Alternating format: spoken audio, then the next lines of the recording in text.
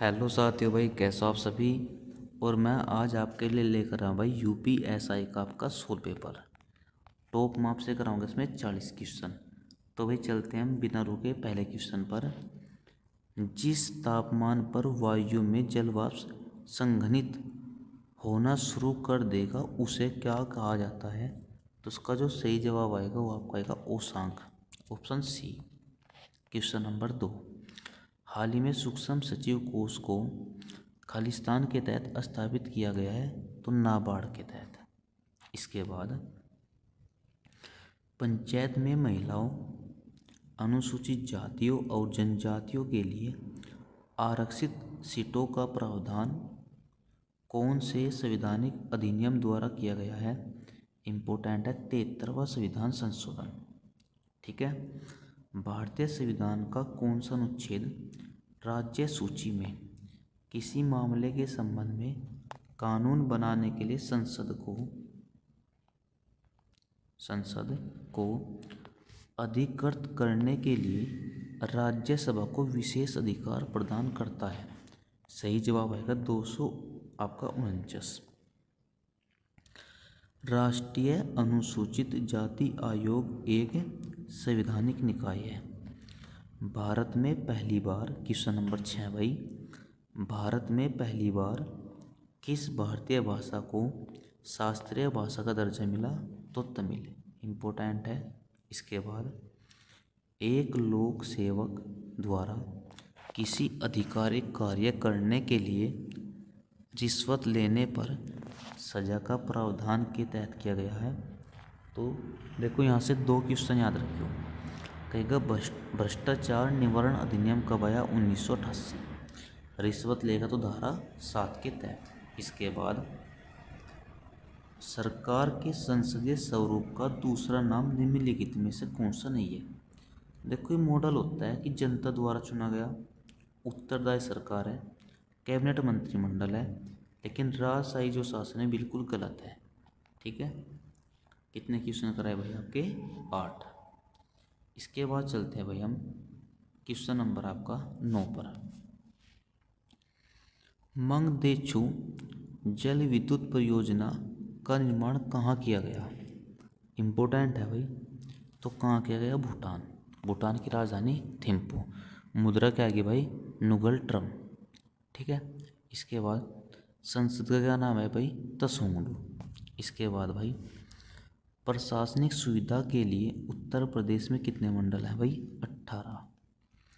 निम्नलिखित में से उत्तर प्रदेश के किस जिले में भारत माता मंदिर स्थित है। इम्पोर्टेंट है भाई। तो भारत माता मंदिर कहाँ स्थित है भाई। याद रखिए वाराणसी में। भारत के संविधान का अनुच्छेद 324 किससे संबंधित है। तो भाई निर्वाचन से है, भारत निर्वाचन आयोग। ठीक है।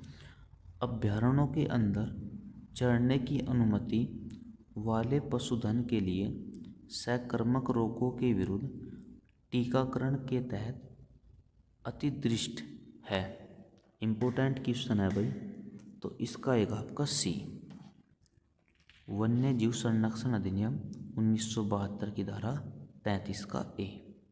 इसके बाद अन्य पिछड़ा वर्ग के लिए 27% आरक्षण की संवैधानिक वैधता को उच्चतम न्यायालय ने खालिस्तान के मामले में बरकरार रखा। इम्पोर्टेंट है भाई। ये क्वेश्चन है जो आपको सिलेक्शन दिलाएंगे भाई। तो इसका आएगा आपका सी।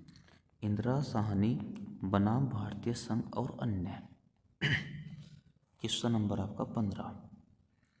दंड प्रक्रिया संहिता 1973 की धारा खालिस्तान के तहत सार्वजनिक उपद्रव्य हटाने के लिए आदेश पारित करने का अधिकार मजिस्ट्रेट को प्राप्त है। मजिस्ट्रेट कौन होता है भाई। डीएम। तो किसके तहत प्राप्त है भाई। धारा 133 के तहत। कि सोशल नेटवर्किंग साइट का लोगो एक पक्षी के रूप में है। इम्पोर्टेंट है भाई स्नैपचैट। क्या नाम आएगा। स्नैपचैट नहीं भाई, इसका आएगा ट्विटर। स्नैपचैट आता है भूत के उसमें, ट्विटर आता है भाई पक्षी का लोगो के तहत। ठीक है। इसके बाद निम्नलिखित में से किस यूरोपीय शक्ति ने कृष्णा नदी के डेल्टा पर स्थित मत्स्य बंदरगाह शहर मछलीपट्टनम में किला बनाया? तो इम्पोर्टेंट है भाई, किसने बनाया था भाई? डच। इम्पोर्टेंट है। इसके बाद GIF का विस्तृत नाम है, तो कोई बता सकता है भाई? इसका आएगा ए, एनिमेटेड इमेजेज। भारत की व्यापार नीति और कार्य प्रणाली की 7वीं समीक्षा कब आयोजित की गई? तो इम्पोर्टेंट आएगा भाई सी, जनवरी 2021। किस पुर्तगाली गवर्नर ने ब्लू वाटर नीति शुरू की? तो ये बता सकता है भाई? Alphonso D अलब्रुक। सॉरी, इसका भाई आपका गलत हो गया। जो ब्लू वाटर नीति है, ब्लू वाटर का मतलब क्या होगा कि जितना भी आप भारत का टैक्स, जितना भी समुद्र के मार्ग से आप कोई भी व्यापार करोगे तो आपको टैक्स देना होता था। ठीक है, तो फ्रांसिस डी अल्मोड़ा। इसके बाद संसाधनों का उपयोग करने की आवश्यकता और उन्हें भविष्य के लिए संरक्षित करना, इन दोनों को संतुलित करने को क्या कहा जाता है?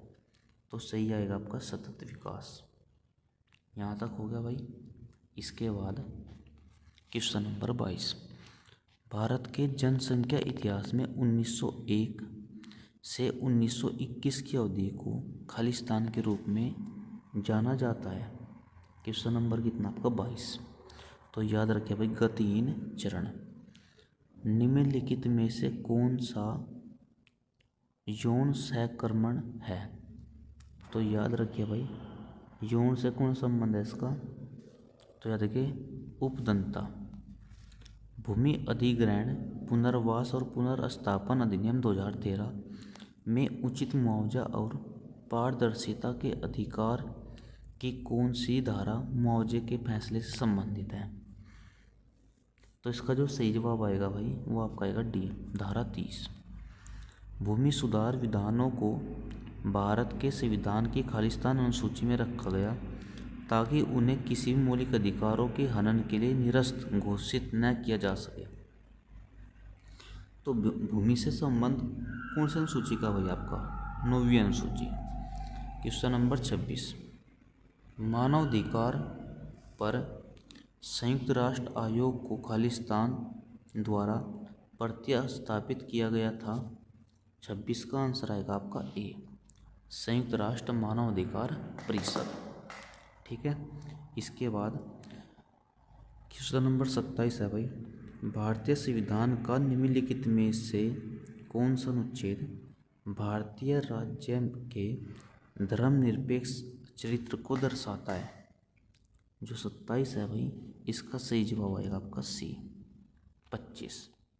28, निम्नलिखित में से कौन सी याचिका सरकारी पद के अनाधिकार ग्रहण को रोकती है? भाई इंपॉर्टेंट है, अधिग्रहण को रोकती है मतलब मना करती है। सी, अधिकार प्रश्चा। राष्ट्रीय सुरक्षा अधिनियम की धारा खालिस्तान प्रभावित व्यक्तियों को नज़रबंद करने के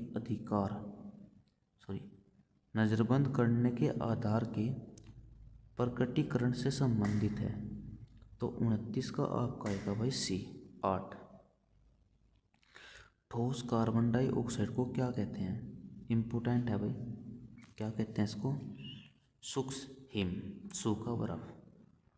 इसके बाद भाई क्वेश्चन नंबर आपका है 31, निम्नलिखित में से किस मामले में उच्चतम न्यायालय ने फैसला दिया कि 9वीं अनुसूची में शामिल कानूनों को न्यायिक समीक्षा से संपूर्ण उन्मुक्ति नहीं मिल सकती?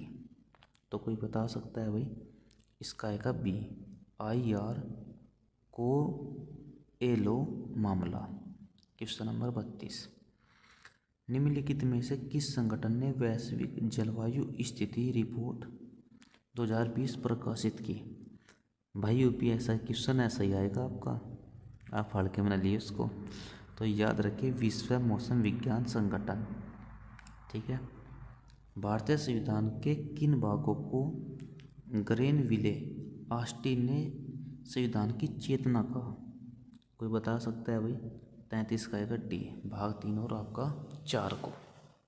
यहाँ तो कोई डाउट है भाई आपका? इसके बाद क्वेश्चन नंबर है आपका 34।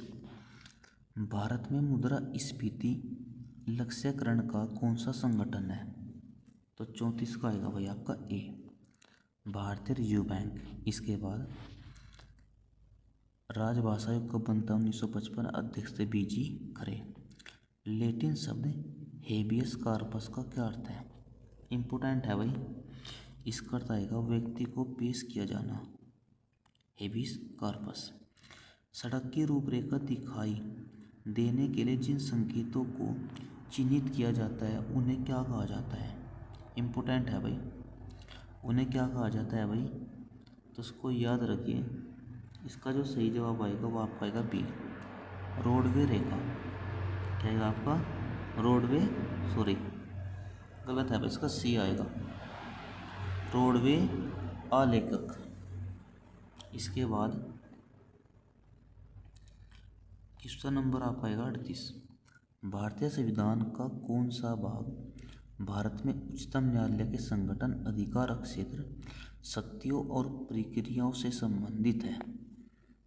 तो 38 का क्या आएगा आपका भाई? बी आएगा, भाग 5। सूचना प्रौद्योगिकी अधिनियम कब आता है? 2000 कि खालिस्तान कंप्यूटर संसाधनों का उपयोग करके प्रतिरूपण द्वारा धोखा देने की सजा से संबंधित है। तो 39 का आएगा सी, धारा 66 एफ। माल और सेवा कर परिषद का गठन किस वर्ष किया गया? तो सही जवाब आएगा आपका 2016।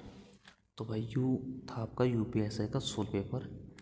टॉप आपसे 40 क्वेश्चन कराए भाई जीके के। ठीक है भाई, वीडियो अगर आपको अच्छी लगी हो भाई तो वीडियो को लाइक और चैनल को सब्सक्राइब जरूर करना। और जो आपके 54 पेपर हुए थे भाई यूपीएससी के, मैं आपसे टोटल कराऊंगा भाई 54 के 54। तो मिलता है भाई नेक्स्ट वीडियो में।